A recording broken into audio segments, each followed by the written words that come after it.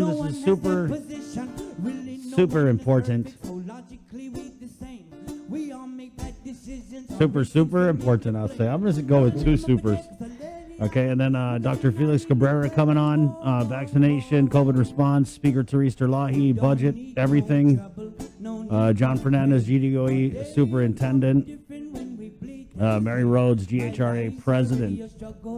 All on the way. Plus, you guys, 637-0094. Reach out and touch us. Not there, though.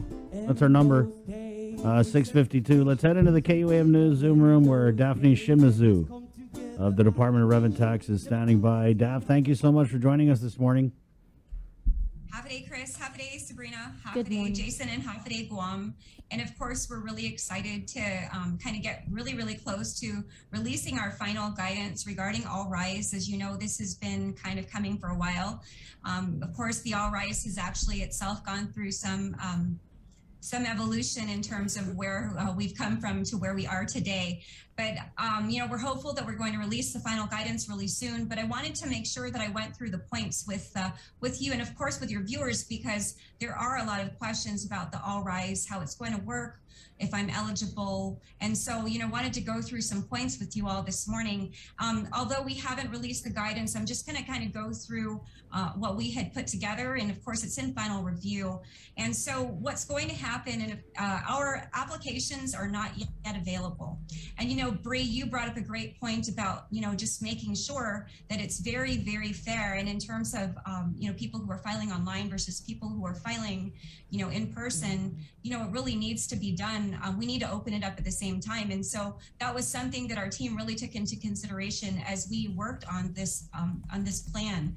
And what will happen, first of all, the eligibility. You can find the eligibility in the executive order. Of course, that's Executive Order 2021-18.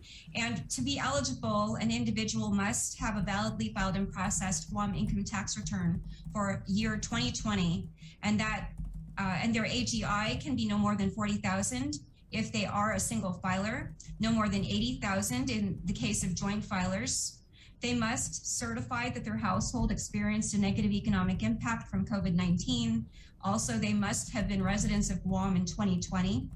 They have to file a Form 8821. If they're a single filer, they'll file an 8821 for themselves only. If they're joint filers, they must file an 8821 for themselves, and also one for their spouse. So if you are a joint filer, you're going to have two Forms 8821, one that is going to be for yourself, that's going to authorize Rev Tax to access your tax information, one for your spouse, so that individual, your spouse, can also authorize. And lastly, individuals have to elect to receive payments under this program in lieu of any payments that would have been received under the previous executive order that was rescinded, or of course under what was called the RISE Act, and also the bills that had just been introduced in this last year. How will payments be made? I know a lot of people have questions about that. Payments are going to be made to eligible recipients who are able to apply by check. And so the check payments is the default. You'll receive a payment at the address that's indicated on the application form. It will not be on the address that's on your Form 1040. And people will be able to elect to be paid by direct deposit. In order to do that, you'll have to actually elect it on the application form. And of course, we are going to be allowing for people to file both online and in person. And just to kind of give a little bit, we want to kind of go through the mechanics of the filing. Now, when you file online, of course, and we really highly recommend that everybody file online. And so when you file online, you'll be able to go to myguamtax.com. You can register. You can go ahead, and when we do open up the application, and that will be on September 1 at 7 a.m. When we open up the application online, you'll be able to get online on September 1 at 7 a.m. and go ahead and submit your application online. And that application will include the 8821. If you're single, it will have one 8821. If you are a joint filer, it will have two. And it will be similar to how people file their 1040s online, again, where you just go ahead and register, you enter all of your information, go through answering all of the questions, and then go ahead and submit. And again, we highly recommend that filing method. There are two other ways you can file. So beginning September 1 at 7 in the morning, you're going to be able to also file at our drive-through drop-off service line here.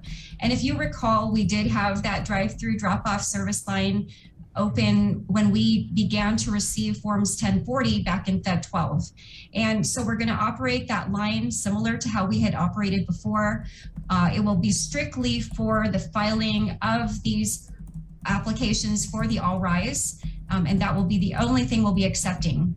You can also file inside the income tax branch. So if you can come into our office, into the income tax branch, but of course, we are highly recommending again that if you can't file online, that you go ahead and use the drive-through drop-off service. We are going to be limiting the number of applications that are going to be received per vehicle. And that's really important. You know, of course, one of the main things is fairness and trying to make sure that everybody gets an equal opportunity to file. But also, because if you're familiar with the orientation of our parking lot, the way that our drive-through drop-off service works is we have a single line where, of course, our team, we generally try to service about 3 to 4 cars at a time. But can you imagine just having like 3 to 4 cars within a single line and having our team members kind of going to each of the vehicles? If we do not limit the number of applications per vehicle, it can cause, we are expecting, of course, that it could cause a backup. And so we are only accepting, again, 5 forms per vehicle. And as well as if you come into the office and file, we're accepting only 5 forms per person. So it is possible, again, for people to file on your behalf, but we're trying to make sure, again, that it's fair and that things run as smooth as possible. Just so you know, we did do this same or have this same kind of guideline that we operated on when we did do the forms 1040 filing. And so people at that time as well could only file 5 of their forms 1040 per vehicle. Some people actually, they drove up with 5, they drove around, got back in line and drove up with another 5. And so, that is something that we saw people do. But again, this is for the purpose of making sure that things run smoothly. We don't want to run into an issue where, we have a huge backup. And of course, we want our drive-through drop-off service line to operate as smoothly as possible. With regards to the Form 8821, what we have done and what we will be providing along with our guidance is we did do a pre-filled 8821 so that really the only information that you'll have to enter is your taxpayer ID number, which is your social security number, your name, your daytime phone number, and then also you'll have to sign. But all of the other information, which basically is, the tax return that we're going to be accessing, which is the 2020 Form 1040, all of that information we had pre-filled. Now, although applications are not yet available, we have been working with our partners, with various partners on having distribution sites. So if you're not able to get online and file online or get online and access the PDF version once we do launch it in September 1, then you can actually go to various distribution sites. Probably the main distribution sites will be our mayor's offices. We do have a list of all of the mayor's office locations, which will be able to be distributing these forms. We actually held a presentation or a bit of a training with our mayor's offices this past Monday. We had, I think, like 15 mayor's offices attend in the morning, and then also like 22 representatives from the various mayor's offices in the afternoon. So you'll be able to go ahead and pick up application forms and also instructions at our various mayor's office distribution sites. I believe the only mayor's office which will not be distributing at the mayor's office itself is going to be Dededo, which I believe is going to be issued or distributed at the Estimbo Senior Citizen Center. But we will provide the list of those locations.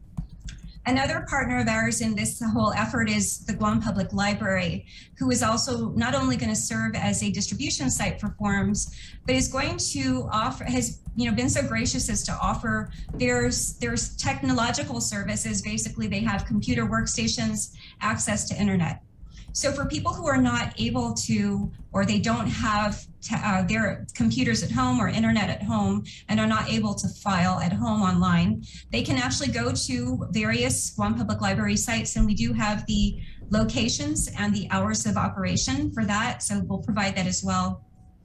And one of our other partners, and we're very grateful for DISID for reaching out to us, Executive Director Phyllis Leon Guerrero, she reached out to us because, of course, we want to make sure that all of the members of our community, including our members of the community who may have disabilities and who are clients or not of DISID, that they also have access. So DISID has also offered to be a distribution site for these application forms. And so, those are going to be the primary ways that you can get them. And we're very hopeful that, of course, with all these distribution sites and these partners, that we'll be able to really, make sure that we reach those people who are in greatest need so that they have the ability to apply for this program.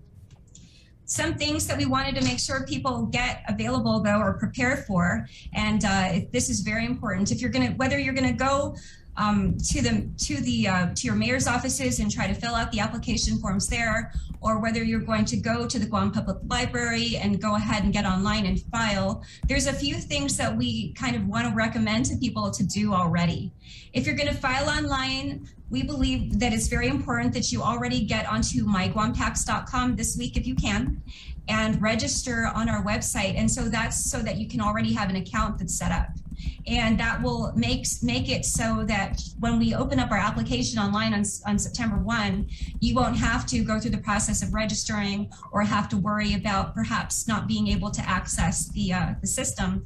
So we highly recommend that for people who are going to be wanting to file online, and again, that's the recommended method of filing, that you go ahead and get onto our website already beginning today. And if you don't have an account already, at myguamtax.com, there's a section kind of at the mid part of the page down on the left side where you'll actually see a little button that says register, and you'll go ahead and be able to register there.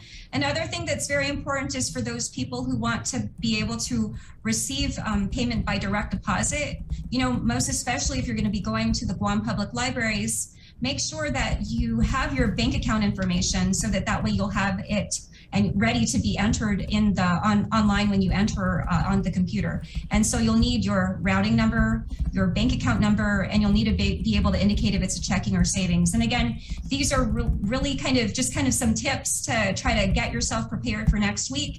And so that way when you file online, whether you file at home or on your tablet or somewhere else at the Guam Public Library, that you'll have the information that you need so that you can file. Of course, some people are asking, what is the deadline to submit? And as you know, this particular direct cash assistance program does have a cap, and the cap is $30 million. And so, of course, that $30 million means that 37,500 people will be able to get $800 in direct cash assistance through this program.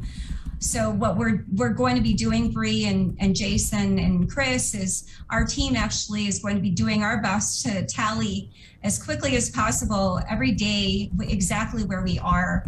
It's going to be, and how it will work is once we hit the 30 million cap, we're going to cease receiving applications. So we're going to turn off the ability to submit applications both online, and also we're going to stop receiving them in person. And we will be monitoring that very closely, though. There may be, of course, some level of delay as we work, because it becomes a little bit difficult. Our team has already gotten a plan together so that on a daily basis we'll be doing our best to tally. But because we're expecting to receive also manual returns or manual filings, it may be a little bit difficult to get super real-time information until we've tallied all those manual forms. We will advise the community once that occurs. And so, of course, there's a lot of questions about that, but just, probably some of the highlights again, we're going to be launching the implementation of this particular program where we're going to begin to receive applications both online at our drive-through drop-off service and at our income tax branch beginning 7 a.m. on Wednesday, September 1. We will be providing to our distribution sites the forms instructions, FAQ, and guidelines ahead of time. We're targeting no later than Monday to get those out there. We're hopeful that we'll get them even before then, so that way the members of our community will be able to have that information available and that they can prepare prior to September 1. And I believe that those are kind of the main highlights that we have and wanted to make sure that we go through with our people. So again, ahead of that, we're 1 week away. And so ahead of that, people will be ready and they'll be ready to file. All right. I just had, okay. Yeah, there's some Facebook comments, Daph, real quick. Can you just explain what the all-rise payment is? Because people are thinking that it's one of those where you're going to get a certain amount of money for all your dependents. So we did have a comment here. Are adult dependents eligible? Okay, and so that's a great question. So the All Rise program is actually a program, it's a direct cash assistance program that allows for payment of $800 for a single filer or $1,600 for joint filers, as long as you don't exceed a certain threshold. As long as your AGI doesn't exceed a certain threshold, again, which is 40,000 for single, 80,000 for joint, you must be a resident of Guam, and also you must have you must certify that you have your household has had a negative economic impact due to COVID-19, and also again there is this receiving this payment in lieu of any other related programs or programs which can be considered related. Those are the basic requirements. There is no exclusion for dependents. And so if a dependent, and there are dependents who file tax returns. So if there is a dependent who in your household who has filed a return and meets all other eligibility requirements, then those dependents also qualify. Another point I wanted to make as well is garnishments will not be made on these payments. So there are no garnishments on these payments. You will not be garnished for child support. You will not be garnished for a GMH outstanding balance. You will not be garnished for outstanding taxes. So this particular direct cash assistance payment, and of course it was very important to Governor that we get these payments out. This is going to go to our people, and there will be no garnishments on these payments. What about the non-filers, retirees?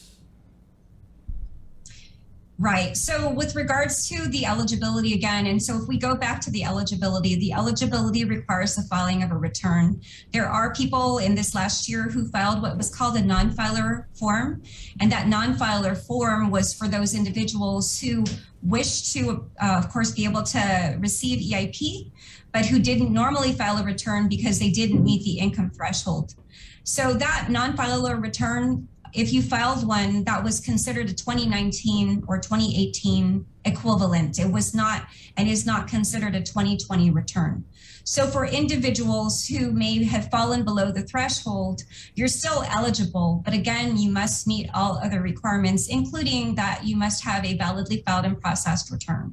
Now, in order to have a validly filed and processed return, and I know that concept is something that we've talked about over this last year. I think we first really began talking about it when we did EIP 1. To be validly filed and processed means that you not only have filed your return with us, but it's a clean return, meaning it's an A status return. It is not an audit. It does not have a suspend or error status, and it is already processed in our system. Mm-hmm. It is still possible to file a return online, and I know there are some people who are filing returns online. If you get onto myguamtax.com, again, you can actually file a Form 1040 online.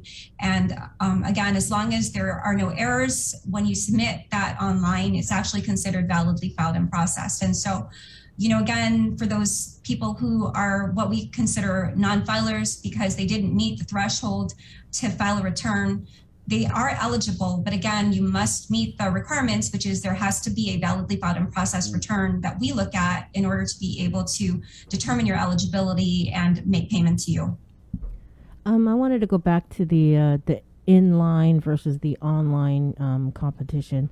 So if I am inline and I drop it off in the drop box, but there's an error, DRT discovers, I forgot to check this or whatever. Yeah. Do you go back to the end of the line? Okay, so that is a great question, Bree, and excuse me because I missed even going through this earlier in my kind of haste to get all of this information out.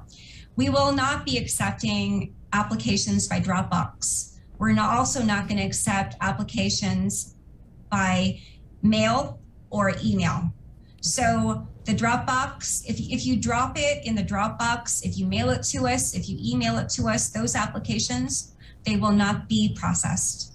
For people who, again, we're not going to begin receiving these until 7 a.m. on Wednesday, September 1.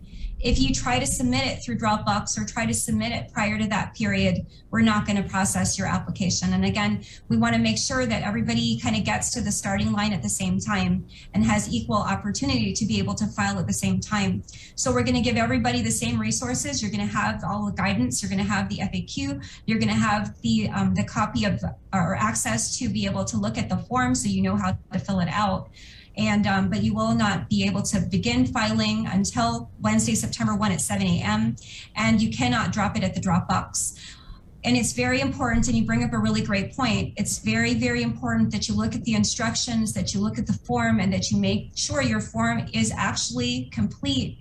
And so we talked about this with our mayor's offices. We need to make sure, of course, that our people know what the eligibility requirements are, that you must meet all of the eligibility requirements. And how it will work is we have basically yes or no answers, right? In terms of the eligibility. You must be able to say yes to all of those. If you don't, then if you're not able to, then you're not eligible. You also must make sure, and we do have an issue with sometimes people not signing their forms. You have to really make sure you sign your application form. If it's not signed, it's not complete. And we also have people who actually sometimes fill out their forms in pencil. And as you know, it seems like a small point, but it's very important. This is an actual official filing. It's important that, if you're not able to print it out and sign, that you fill it out in ink, that you sign, and that you have it all complete. Our team, as we accept the applications, of course, we're going to basically review it for completeness, but it's not going to be possible for us to review every single person's application as they come in thoroughly, because we're going to be receiving them, and we expect that there are going to be quite a few people coming to file. So it's very important that before you submit that application form, that you review it, and that you make sure that it's complete and that there's nothing missing. And again, I really want to stress for people who are single filers, what their application submission will look like is they will have an application form, and the form is actually EO 2021-18. And that application form will be submitted with a single Form 8821 for themselves, and that is for a single filer. If you are a joint filer, you must file that application form, and you'll have two 8821s. And again, if anything's missing, we will not be able to process. So to kind of compare with what happens with the Form 1040, or even with the Duty Imangafa, at that time when we process those when we process AIM, and also as we process 1040s, you'll get a notification if there's an error, right? You'll get a notification if you're missing a document, if you're perhaps you have a duplicate dependent. But in this particular program, I think because of the time frame involved, it's going to be very difficult for us to be able to communicate to you in a timely manner if there's an error on your application.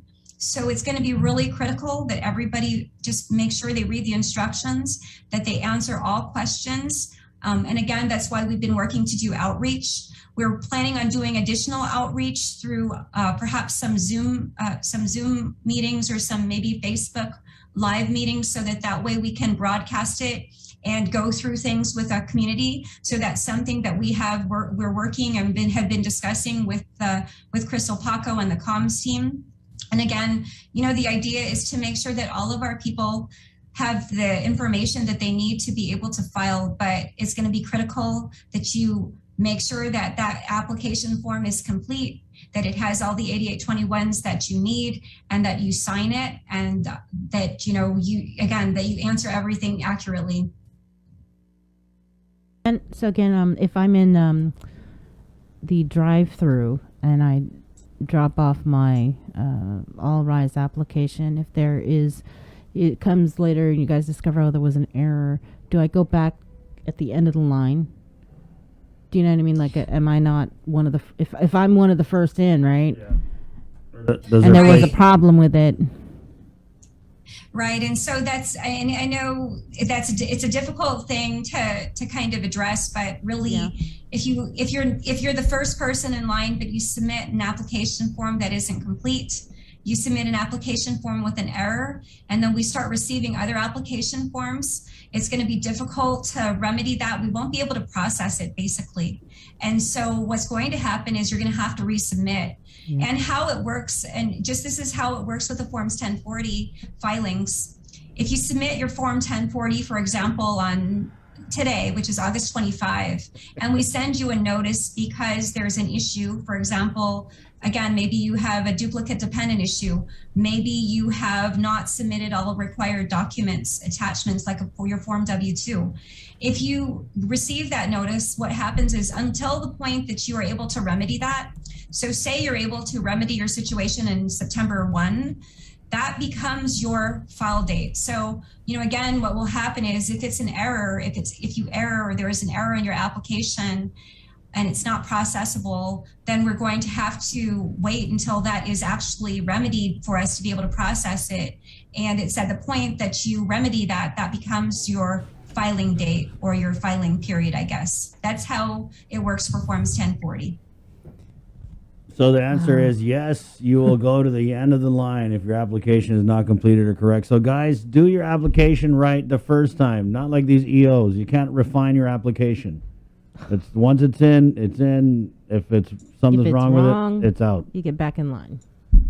Right. If it's wrong, you have to restart. And that is why, again, I'll tell you, we met with our Mayor's Council office last week and with the libraries. We held trainings on Monday. We had a morning and afternoon session.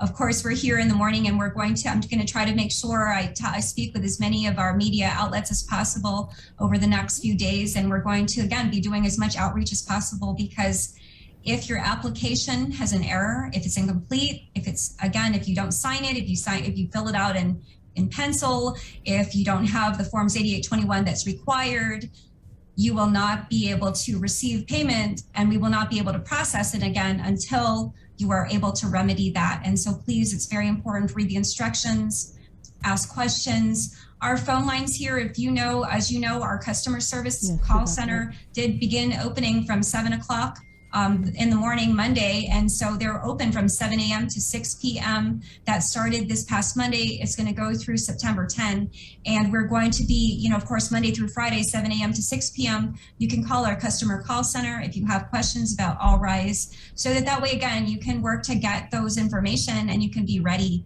But it's very important. Please make sure that your application is complete and that, you don't have errors in that application form.